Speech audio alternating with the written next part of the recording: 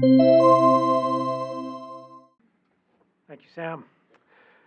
The topic today is using conversation to bridge divides.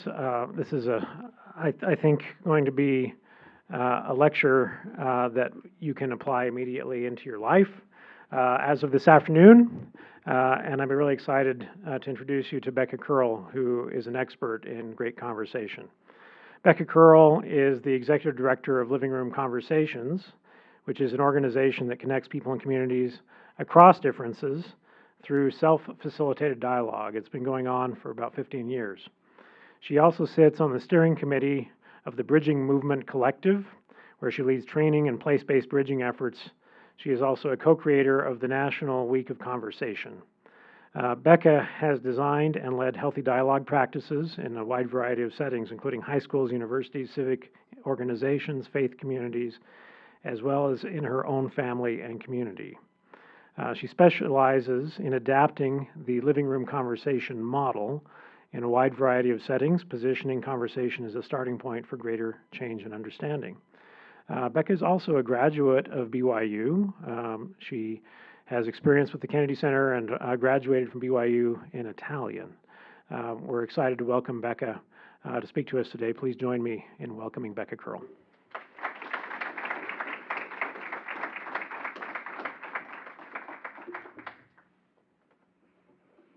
I'm excited to be with all of you today. I remember sitting in this same room my freshman year and listening to lecture series similar to this one, so it's exciting to be here. A 2025 national survey by More in Common found that across political lines, the most commonly chosen word to describe America today is divided. In a way, this makes sense. We live in a pluralistic society with a wide range of differences: urban, rural, religious, political, racial, ethnic, gender, geographic, socioeconomic, and ideological, to name a few. It is one of our greatest strengths to be able to call upon varied experiences, expertise, and perspective in our communities and our government. On the other hand, these differences inevitably lead us toward conflict. This could be healthy conflict, which involves a respectful exchange of ideas leading to solutions that benefit everyone. This type of conflict is a sign of strong connection that preserves relationships and improves understanding and creativity. High conflict, on the other hand, leads to violence, political polarization, and broad dehumanization of the other. Journalist Amanda Ripley, who literally wrote the book on high conflict, describes it as the invisible hand of our time, because it is a byproduct of avoiding conflict and getting entrenched within our side. There are both real, where do I find this?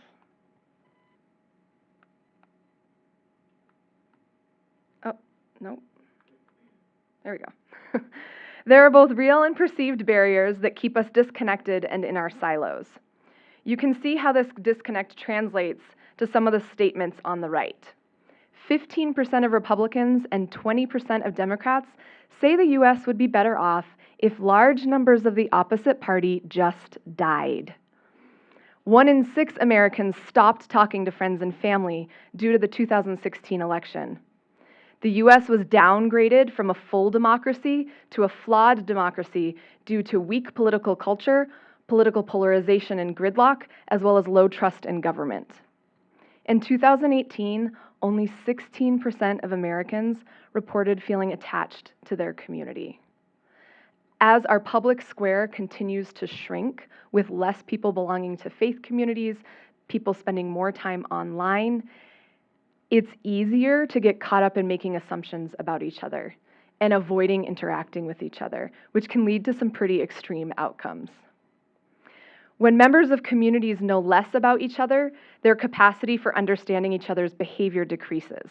Given this lack of familiarity, the community is less able to address conflicts when they occur. I point all of this out to validate the current state of affairs does seem bleak. On the other hand, 3 in 4 Americans believe our differences aren't so great that we can't come together. 72% of Americans believe we have a moral responsibility to connect with people who are different from us.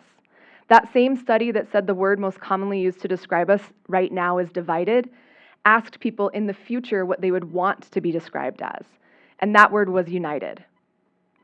Connection improves health, reduces violence, and improves performances at work. So we have a desire to build more connection and understanding, and maybe we're lacking some tools or ways to do it. We need to convert this desire to be united, this moral responsibility to connect, and this belief that we can still come together into action. In his book, The Body Keeps the Score, Bessel van der Kolk said, "Language gives us the power to change ourselves and others by communicating our experiences, helping us to define what we know and find a common sense of meaning. This suggests that bridging our differences can be as simple as putting our experiences into words and sharing them." My work involves a lot of travel and video calls with communities across the country. I listen to and support faith communities, interfaith networks, libraries, civic groups, and higher ed institutions who all recognize the need for better understanding and connection across our many differences. Wherever I go, I always ask 2 questions. What conversations do you wish you were having, and what gets in your way? You may notice that some of these topics on the left are more about human connection rather than polarizing social and political issues, though people report wanting to talk about those as well.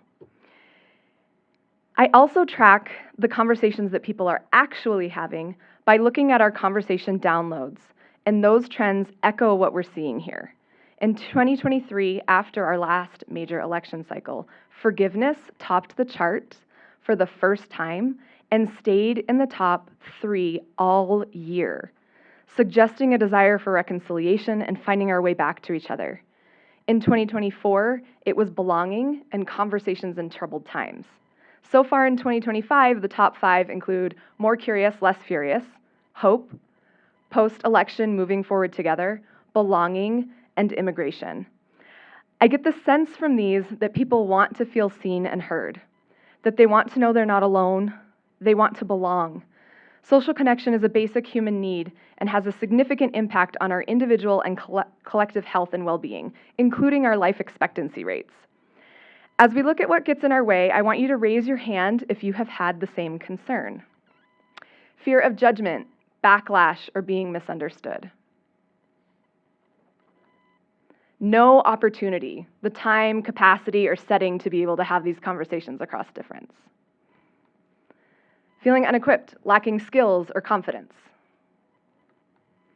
You don't know enough about the topic. You live in an echo chamber. Maybe it's hard to find people with different experiences or points of view. Discomfort or awkwardness.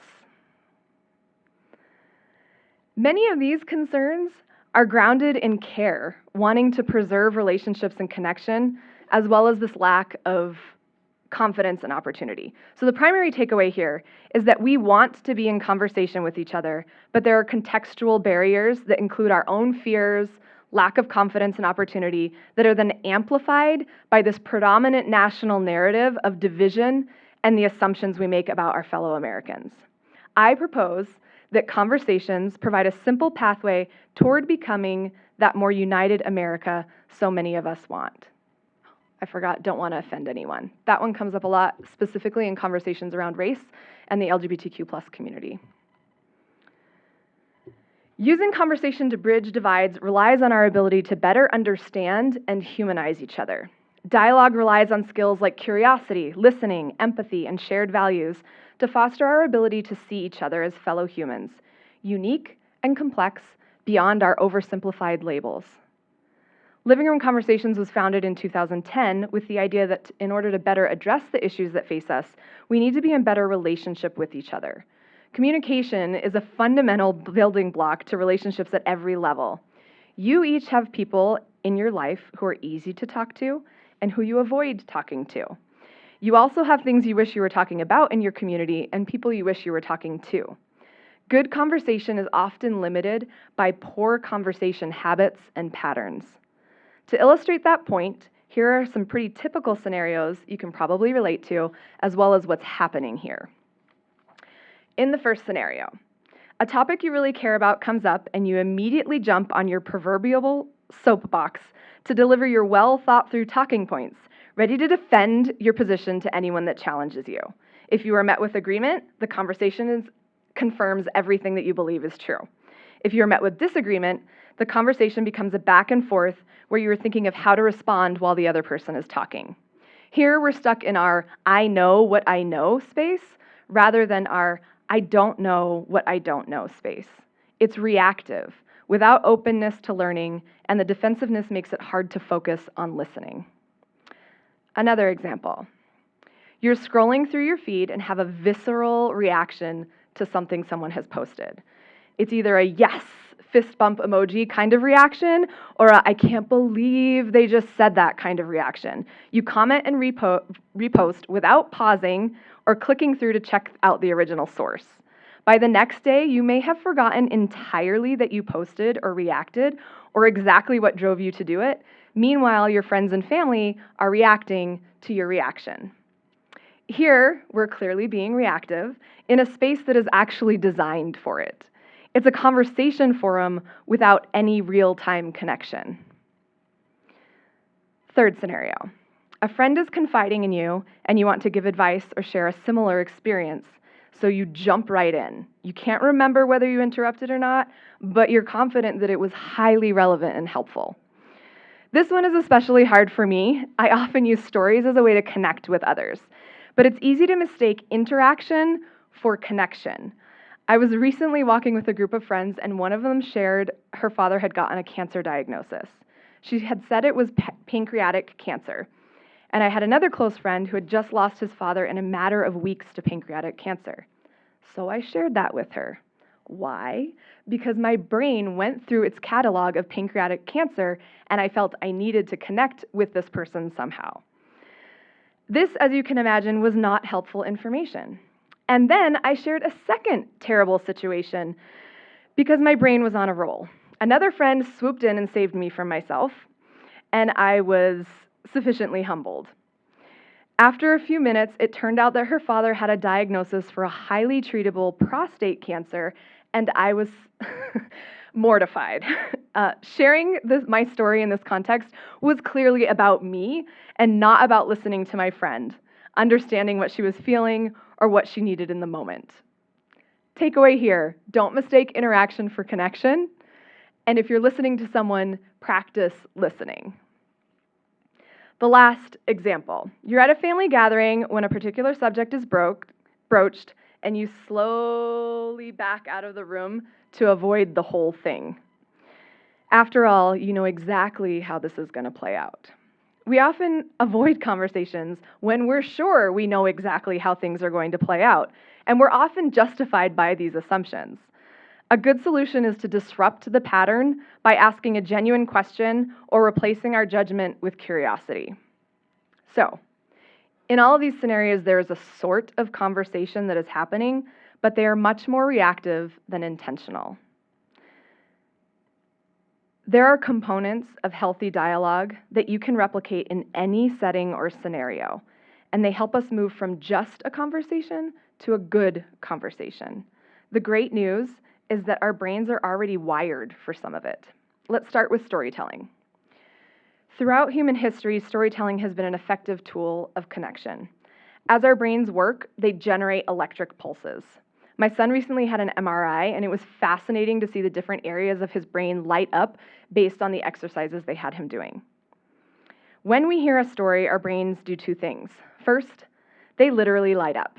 In fact, they light up 5 times more than normal when hearing a story.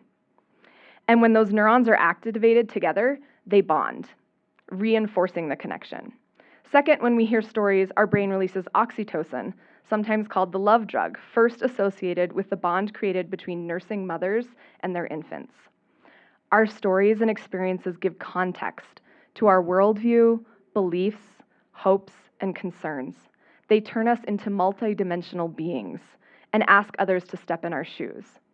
This kind of connection opens doors to understanding even when we disagree with each other or have little interest in the same issues. And it's easier for us to remember. I was with a colleague who described it this way: the learning is sticky. Let me share an example from my own life. I grew up in Maine, and when I moved to the Western United States, or BYU, for college, I faced the stark reality that most people have never been to Maine and don't even know where it is. Guesses ranged from Canada to part of Massachusetts, which is highly offensive to Mainers. The place that formed my worldview was barely a blip in the public consciousness of most people, and it certainly did not factor into any sort of debate on immigration. This means I had very little interest or understanding around the issue. I knew we had migrant workers that came to pick blueberries in August, and that was about it. Fast forward about a decade, and my younger sister met and married Juan, who had come to the US as a teenager and was undocumented. All of a sudden, changes to immigration policy became highly relevant to my life, and I had a deeper understanding of what was at stake. Their relationship asked me to humanize what had previously been an issue I never thought about. Juan is now a proud citizen after an extremely lengthy and expensive process. He told me the risks he took to get here, the number of times he failed at the border crossing, how he stayed in a single hotel room with 30 other people, and what it was like once he arrived in the United States. Over the years, other stories have further nuanced my understanding of immigration, from Border Patrol agents to successful doctors fleeing threats against their lives to end up cleaning motels in exchange for a place to live. My relationship with Juan prompted me to think more deeply about immigration policies, to explore which narratives I was missing, and to consider the lives impacted on all sides. Storytelling makes the learning sticky. Listening, curiosity, and empathy are interrelated and all have good questions as the engine that can make them possible. We'll spend a little bit of time with each. Listening. First, I'd like you to think about two different types of conversations. In the first, you are being deeply listened to. What does it look and feel like? Maybe there are periods of comfortable silence. Maybe you're being asked questions of genuine interests. Or you don't feel as though you need to compete for time or be ready to jump in to be heard. Maybe you feel calm, cared for, pensive, or grateful. Now, think of a conversation where you weren't being listened to. Maybe it felt dismissive, disinterested, a waste of your time, or exhausting. Listening is a gift and a superpower. It is patient and curious and leads us to curiosity and empathy. Listening and good questions can generate curiosity, which is the perfect antidote to judgment. I want you to all give yourselves a break. We all make assumptions and snap judgments. Our brains are wired to do that too. The best we can do is suspend judgment and replace it with curiosity. If your uncle says something outrageous at Thanksgiving, you can take a breath and ask yourself, I wonder where that idea came from. I wonder why this issue is so important to him. Listening with curiosity gives us enough time to allow for context to outrageous comments or opinions that are hard for us to hear. When you're listening and practicing curiosity, empathy actually comes pretty naturally. I couldn't listen to Juan's story without putting myself in his shoes. These three core bridging skills have an almost cyclical relationship and often runs on our ability to ask good questions. This is from a faith leader and participant of a living room conversation. The more we're exposed to people's stories, especially the ones that are different from our own, it's pretty much guaranteed that we will not only learn empathy, feeling another person's pain, but also compassion, wanting to do something to alleviate their pain. Looking at each other in the eyeballs and seeing the human behind it, it's priceless and a basic human connection that we've lost. Spending time and intention to practice good dialogue and conversation brings us to a more compassionate world. And that world is better able to move towards something like unity. Asking good questions. Good questions are vital. Please notice that good questions will not include phrases like, have you tried? My brother had the same thing happen to him. Why don't you just, have you seen this YouTube video? It says, instead, use questions that are driven by wonder. How is that impacting you or your family or your community right now? How has your family or faith influenced how you feel about that issue? Where have you seen that show up in your life? Can I share an experience I've had with that? Has your position on this issue shifted at all over time? What happened? Can I share how my understanding has shifted over time? These questions all draw out personal experiences rather than opinion. They contribute to the context and worldview people have around a certain issue instead of the 10-minute talking point he or she defaults to every time a certain topic is brought up. A couple of years ago, the US Embassy brought over a group of community leaders from Wales, Scotland, and Ireland to study political polarization in the United States and explore possible solutions. After a snapshot of the political climate at the time, we broke into small groups for a living room conversation. Rather than focusing on a political topic, we had a conversation about social identity, where participants answered questions like, what groups form your social identity? Which do you identify most with? Which groups have you joined by choice?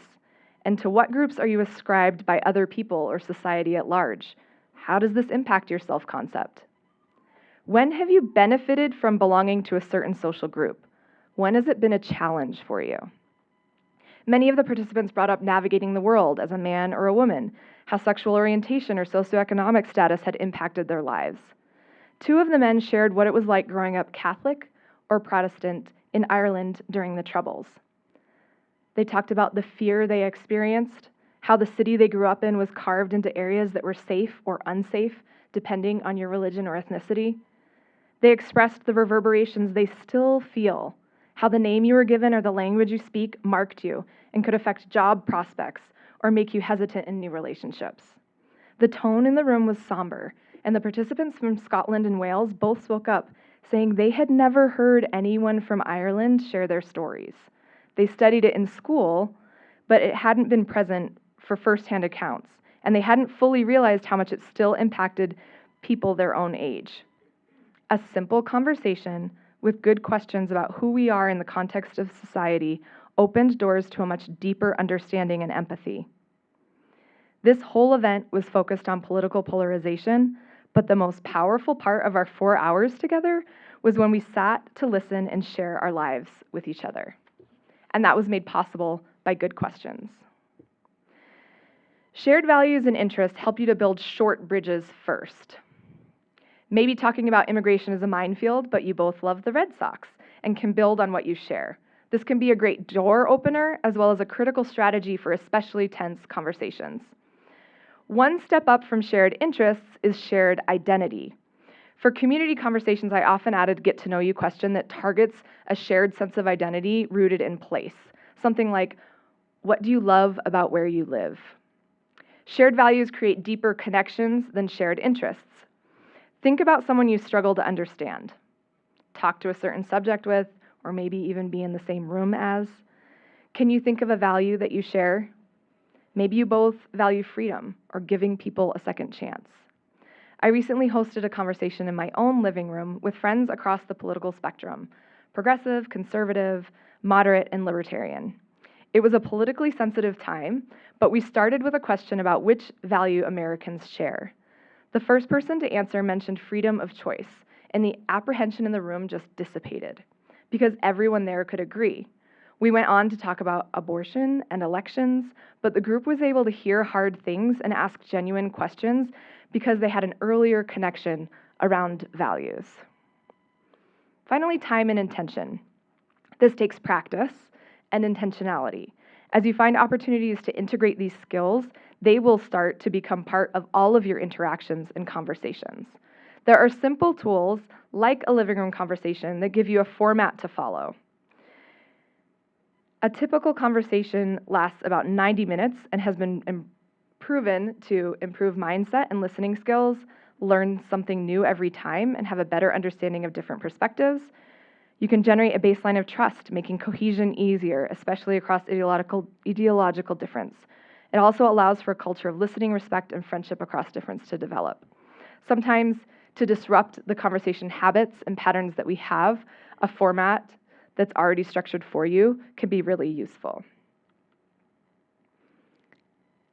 Ultimately, listening, curiosity, empathy, shared values, good questions are all really simple things to do. And the path to transformational change is by pursuing small changes one at a time, repeatedly and relentlessly. You can choose a skill like curiosity and say, today, I'm going to try to be curious. And if you do that repeatedly and relentlessly, you start to shift the way that you interact with the world, which then starts to shift the cultural norms in your social network, your community, and hopefully, ultimately, the country. If I could boil a good format for dialogue on the go into 3 things, it would be these 3. It's setting aside the time and intention to have a conversation. It's employing a bridging skill like listening, curiosity, empathy, respect, asking good questions, followed by asking good questions. What does this look like in practice? On social media, maybe it means that you post a question instead of a position or an opinion. Maybe you could follow up with someone saying, I noticed you've been posting a lot about this issue, and I would love to understand where you're coming from. You can go on a walk and talk, where you invite someone to go on a walk, and you can ask people things that we did this. I had a family chat thread that was getting really intense. So I reached out to someone and said, maybe we can go on a talk. And we talked about faith, religion, politics, LGBTQ plus community. And it was lovely because as you're walking, number one, as you're walking, synchronized movement actually helps to build more connection, according to research. And 2, we weren't staring each other in the eyeballs, which is a little more intimidating. And 3, we were able to be more curious about each other. You can have a dinner party. Excuse me. You can have a dinner party and prepare guests with questions they can choose from to answer with the group. Or you can have questions in your back pocket that you can ask when anything comes up. If you recall, these are some of the things that tend to get in our way. Not knowing enough, afraid of saying the wrong thing or offending someone, backlash, fear of being misunderstood, or you don't know how to bring it up. Here are some great things you can have in your back pocket to start conversations and engage when you're feeling some of this fear or trepidation. 1, if you don't know enough about the topic, you can preface things by, I'm still learning about this, but I'm curious about. If things are getting into a really back and forth opinion space, which we get defensive and it's hard to really engage, you can just ask, where have you seen this show up in your life? I use this one a lot as well. If I get sent a YouTube link or an article, I'll say, oh, that's really great. Where have you seen this show up in your life? When have you experienced it? Have you experienced something like this? Is it okay if I share my experience with this? Or if you need a way to practice this sort of thing, you could say, I just found a resource that I want to try out. I showed up at this lecture and heard about this thing. Can we try having a dinner party? Can we try having a conversation? I'd like to get better at this. We all have our reasons to stay quiet because we don't want to make waves in our faith communities, our schools, and our extended families. But I have also learned that if you're offered the skills and opportunity to engage meaningfully, this is the stuff that peace is made of. The path to transformational change is by pursuing small changes one at a time, repeatedly and relentlessly. We share our lives through conversation. As we ask good questions, listen, practice curiosity, and try to engage across our differences, we collectively move the needle toward being more connected, more united, and more understanding. What is the individual commitment and responsibility you could make? How can you start today to make a difference in your own social ecosystem? I sincerely believe that we can and must build a better, more peaceful world, one conversation, one connection, and one community at a time. It will require your time, your intention, your curiosity, and your empathy, and we will be stronger for it. This wonderfully pluralistic society is big enough for all of our experiences and beliefs, and at the same time, small enough for each of us to be part of the cultural shift we need for a more united America. And as you as students are spending this time in your life learning new perspectives, learning new experiences, engaging with people different from you, I hope that then that translate in you going forth to serve, and that sometimes can be as simple as a conversation. Thanks.